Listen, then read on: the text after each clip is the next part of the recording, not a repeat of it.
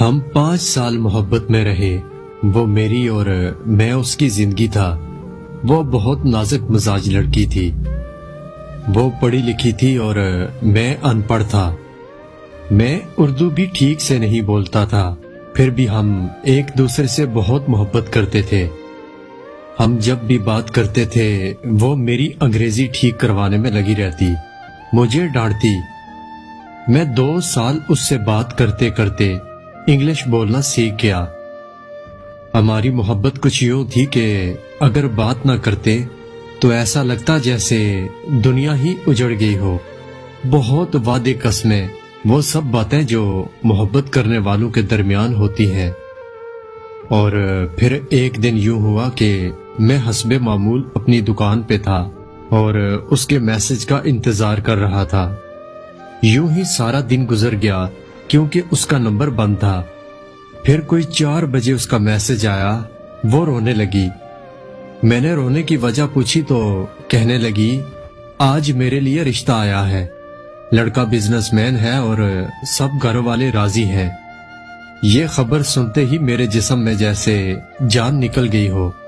میں نے خود کو سنبھالا اور اسے حوصلہ دیا. میں نے کہا کہ تم پریشان نہ ہو, تمہاری شادی مجھ سے ہی ہوگی. میں اپنے گھر آیا اور اپنے گھر والوں سے بات کی, لیکن میرے گھر والے نہیں مان رہے تھے. خیر میں نے فیصلہ کیا, یا تو وہ میری ہوگی یا میں مر جاؤں گا. میں نے اس کے گھر جانے کا فیصلہ کیا. میں نے کہا چلو باغ چلتے ہیں, مگر اس نے صاف انکار کر دیا. میں جب اس کے گھر گیا تو گھر پر اس کی امی تھی. پھر میں نے جب اس کی امی سے بات کی تو انہوں نے مجھے قسم دی اور کہا, بیٹا اس بات کو یہی ختم کر دو اور چلے جاؤ.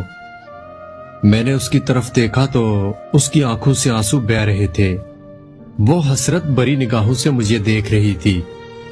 میں اس کے گھر سے جانے لگا تو وہ میرے آگے آئی, میرے سامنے ہاتھ جوڑنے لگی اور پھر آہستہ سے بولی, یہاں سے چلے جاؤ, یوں سمجھو میں مر گئی ہوں.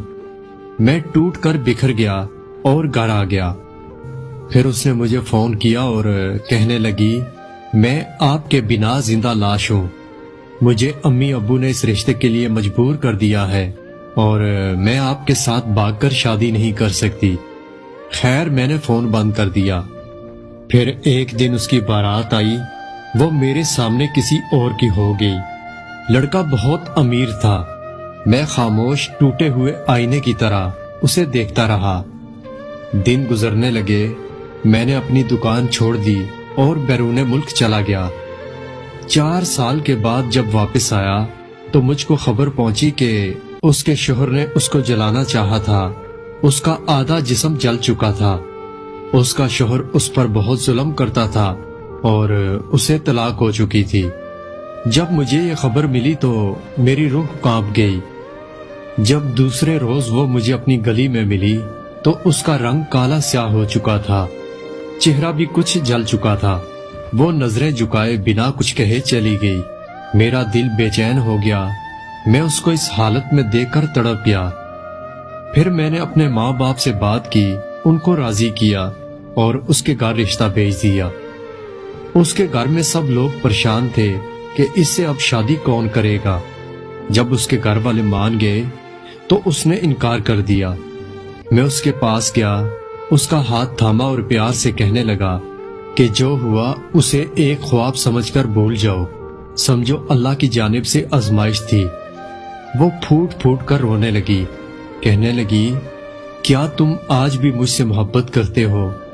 میں مسکرانے لگا. میں نے کہا, انسان سچی محبت کو کبھی بھول نہیں سکتا اور محبت بھی ختم نہیں ہوتی. میں آج بھی پہلے کی طرح تم سے محبت کرتا ہوں. آخر کار وہ مان گئی. ہماری شادی ہو گئی.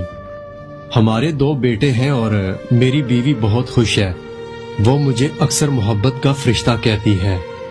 میں جب پوچھتا ہوں کہ یہ نام کیوں تو وہ کہتی ہے, آج کل ہر محبت کرنے والا مطلب پرست ہے. جہاں مطلب مکمل ہو وہاں محبت ختم ہو جاتی ہے. محبت کو جسم کا نام دے رکھا ہے. میری بیوی میرا ہاتھ تھام کر محبت کا ذکر کرتے ہوئے رونے لگی اور کہنے لگی, آپ نہ ہوتے تو شاید میں خود کو فنا کر چکی ہوتی.